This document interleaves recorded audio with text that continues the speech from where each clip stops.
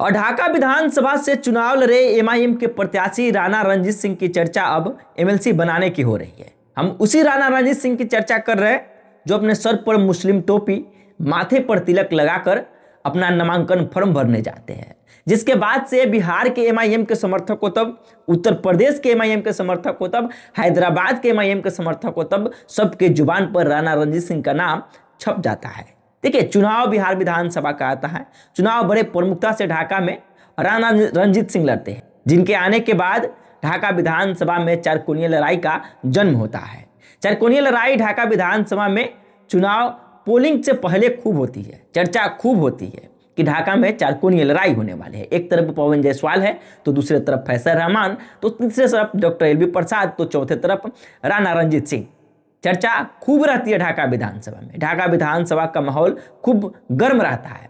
नतीजा सामने आते हैं तो विजेता फैसल रहमान होते हैं। हम आपको बताते चलूं कि बिहार विधानसभा का चुनाव समाप्त हो चुका है, नतीजे भी सामने आ चुके हैं, जीते हुए प्रत्याशी अपना शपथ ग्रहण भी कर चुके हैं, लेकिन ढाका विधानसभा की चर्चा समाप्त होने की नाम नहीं ले रही है। इससे पहले भाजपा प्रत्याशी पवन जायसवाल की खूब चर्चा रही कि पवन जायसवाल को एमएलसी बनाया जाना चाहिए, उनको प्रदेश अध्यक्ष के पद पर भी बैठाने की चर्चा खूब रही। लेकिन अब एमआईएम के प्रत्याशी राणा रणजीत सिंह की चर्चा खूब हो रही है। राणा रणजीत सिंह को एमएलसी बनाने की चर्चा सोशल मीडिया से लेकर बड़े बड़े छोटे छोटे न्यूज चैनलों में भी खूब चर्चा चल रही है। वहीं राणा रणजीत सिंह जो एमआईएम के बिहार में सबसे बड़े नेता माने जाते हैं अख्तरुल इमान साहब के बाद। देखिए, एनडीए की घमासान लड़ाई में भी एमआईएम ने अपनी 5 सीट पर जीत बरकरार रखी। इसलिए पिछले बिहार विधानसभा चुनाव में भी 5 सीट पर एमआईएम ने चुनाव जीती थी। हालांकि 4 विधायक उनके राजद में चले गए, लेकिन एक बार फिर से लड़ाई लड़े, एनडीए की प्रचंड जीत हुई, जहां 202 सीट एनडीए को हासिल हुई। तो उस लड़ाई में भी एमआईएम ने अपनी 5 सीट पर जीत बरकरार रखी। उसके बाद अब चर्चा राणा रणजीत सिंह की हो रही है।